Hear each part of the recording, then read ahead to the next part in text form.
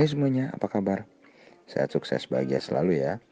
Jangan lupa subscribe karena subscribe itu gratis, dan bagikan channel ini agar kami dapat lebih berkembang dalam memberikan Anda berbagai informasi dan insight terupdate dan bermanfaat tentunya.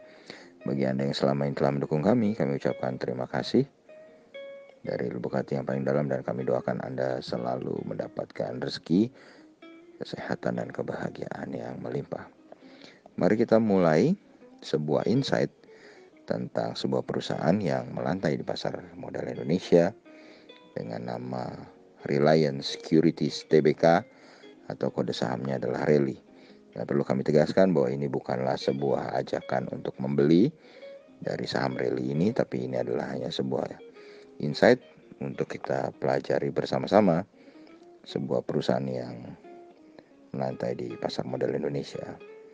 RELI didirikan 22 Februari 1993 dengan nama PT Istemar Fina Securities, dan juga sebelum dipanggil Reliance Securities, dahulu juga suka dipanggil dengan PT Ludlow Securities. Mulai beroperasi secara komersial pada bulan November 1994 dengan kantor pusat RELI ini berlokasi di Jalan Pluit Putra Kencana nomor 15A, Jakarta Utara, dan memiliki kantor perwakilan di Jakarta, Tangerang, Bandung, Tasikmalaya, Yogyakarta, Solo, Surabaya, Malang, Denpasar, Pontianak, Balikpapan, Makassar, Pekanbaru, dan Medan.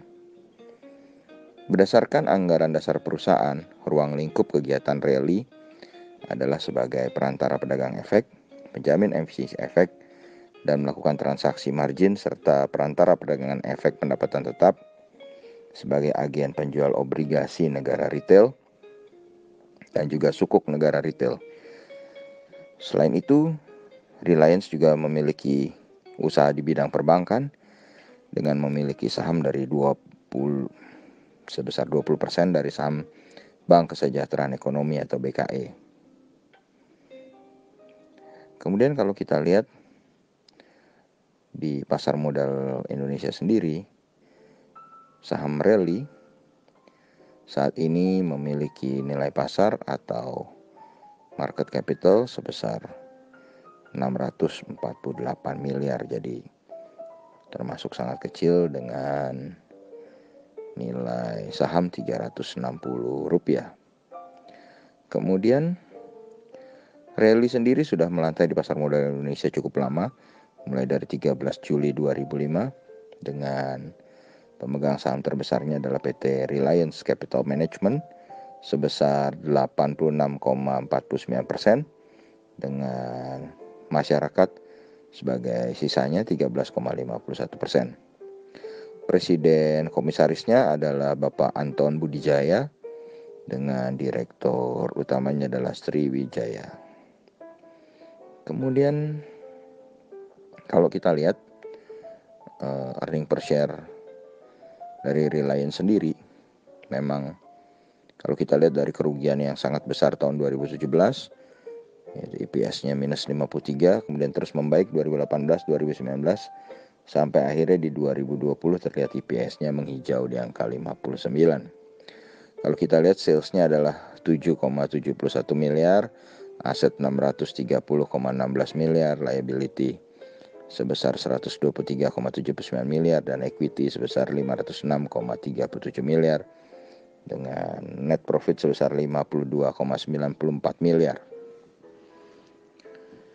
Kemudian kalau kita lihat book value per share-nya dari RELI adalah 281, dan ini menghasilkan valuasi yang cukup unik, di mana price earning ratio-nya adalah 6,10 kali, sedangkan price to book value ratio-nya adalah 1,28 kali, dan ini cukup murah. Sedangkan kalau kita lihat dari rasio utangnya juga, rasio utang RELI cukup kecil, hanya 24,45%. Kalau kita lihat return on equity-nya adalah 20,91% dan return on assetnya adalah 16,80%. Yang mungkin agak sedikit membingungkan adalah operating profit margin-nya yang merah 92,86%, tapi net profit marginnya adalah 687,12%.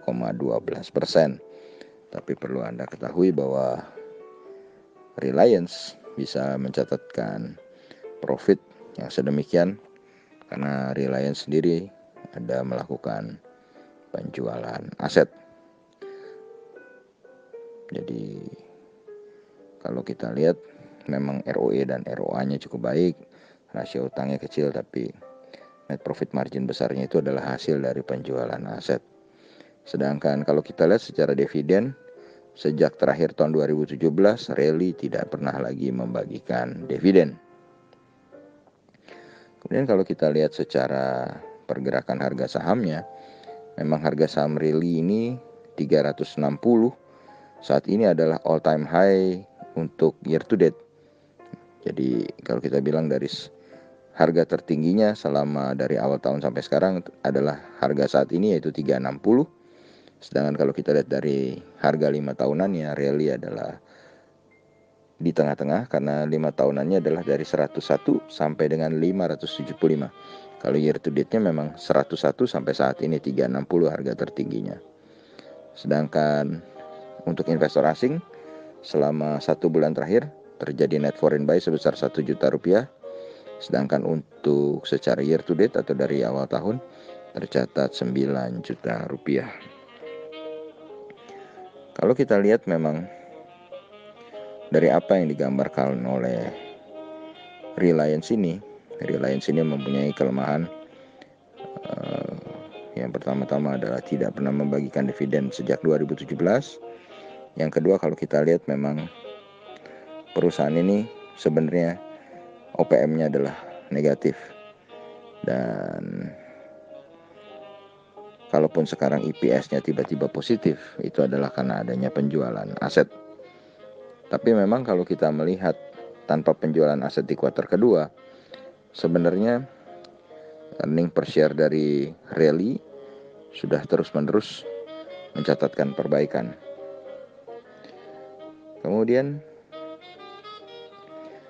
yang cukup bagus memang selain valuasinya yang rendah, return on equity dan return on asetnya juga cukup baik, dan rasio hutangnya yang cukup menawan 24,45%. Apakah Anda tertarik untuk mempelajari Rally lebih lanjut atau memasukkan watchlist Anda dengan Rally ini, atau malah mungkin Anda ingin membuat trading plan atau investment plan bagi Rally? Kami kembalikan pada Anda. Silahkan mempelajarinya. Tetap sehat, tetap semangat, maju terus dalam capai profit maksimal di pasar modal Indonesia, dan jangan lupa untuk selalu berusaha bahagia.